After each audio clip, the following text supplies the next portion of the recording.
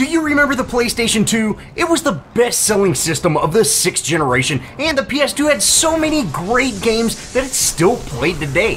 What's up, everybody? Arrg the Pirate here, and welcome to the third installment of Do You Remember, where I take a look back at some of my favorite games throughout the years, and first up, we have God of War. God of War has always seemed like the adult version of Zelda to me, and since I am such a huge fan of the Zelda series, when you add some gore, hack and slash fights, and a bit of nudity, God of War is right up my alley.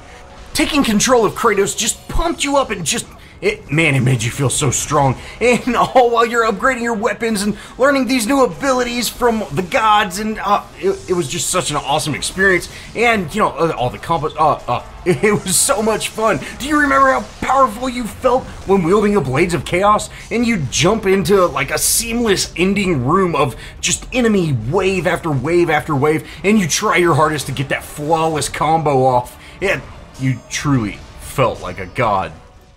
And that first time you laid eyes on Ares, that just massive god that's, you know, fire and throwing doom everywhere, and the just massive hordes of, you know, his minions just laying siege to Athens, it put you in such a fury, and you would just hack and slash your way through the entire game, just to make it to him, and just God of War just made you feel so strong and powerful.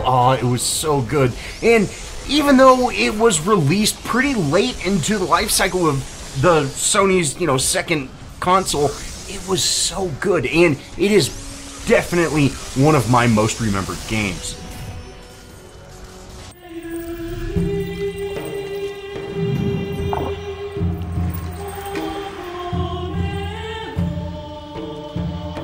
The PlayStation 2 had some of the best RPGs on consoles as well, and Final Fantasy X was a huge step up from the previous titles. The addition of voice lines really enveloped me in the story and allowed me just to absorb the story more than those traditional text boxes, because, you know, you'd get bored and just smash your way through them. But this voice line, and you couldn't skip them, and so you really had to learn that story, and it really helped you kind of identify with the characters a little bit more. And as you fought your way across Spira and tried to learn what was actually going on, you took control of Titus, and at the time, Final Fantasy X had some of the most realistic cutscenes out there. It just looked amazing. The first time you summon in Balfour was just so cool. You know, I had that little kind of setup where, you know, it taught you how to do it, but you actually got to take control of this Aeon, whatever they're called. You actually got to take control of them, and it felt awesome. You actually got to use them, because previously, you know, you just hit a button, it cast a spell, and, you know, you maybe mash a button to make it do something extra, you know, but now you were actually fighting with them. This was awesome. Final Fantasy X was one of the best-selling games on the PlayStation 2 for a good reason.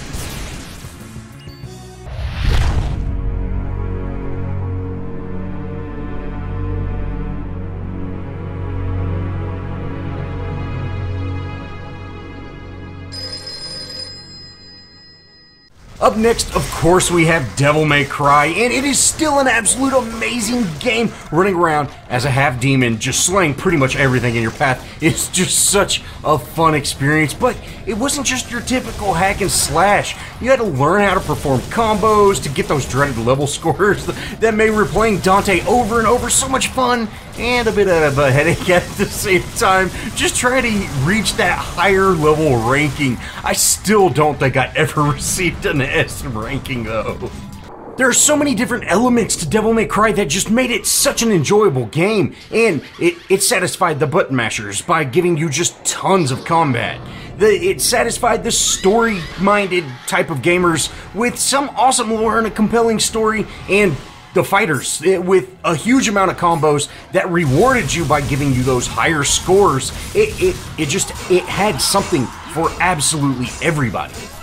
Few games out there have been able to pull off exactly what Devil May Cry was able to do by creating just such an awesome game that really appealed to so many different types of gamers that it's always going to be a great game. And luckily we are getting a new Devil May Cry. It was announced at E3. If y'all missed that, I'm so ready for it.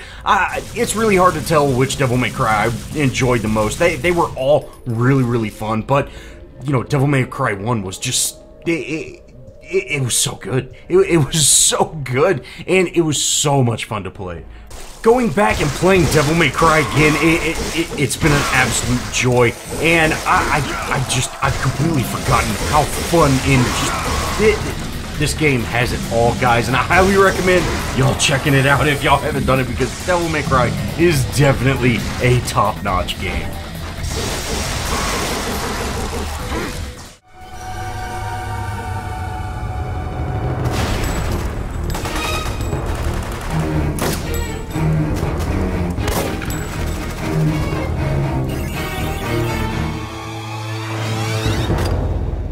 Do you remember Oni, or Onai?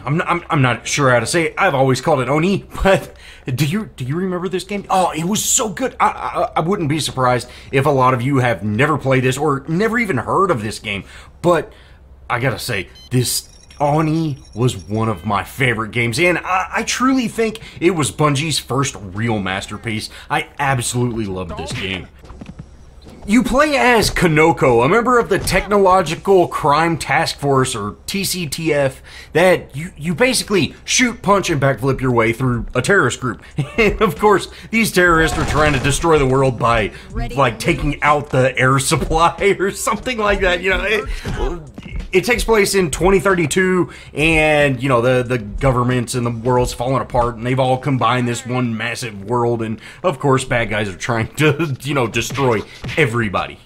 Now, at the time, Oni got some pretty mediocre reviews, and although the biggest complaint was about the plot, and the plot does get better later on, you know, this was in the time of magazines, so, you know, you read in a magazine, hey, it's not very good, so you don't pick it up, but I remember going over to my buddy's house, and he's playing this game that's like, it reminds me of Ghost in the Shell. And I'm like, hey, you know, I'll try it out. You know, it looks pretty neat.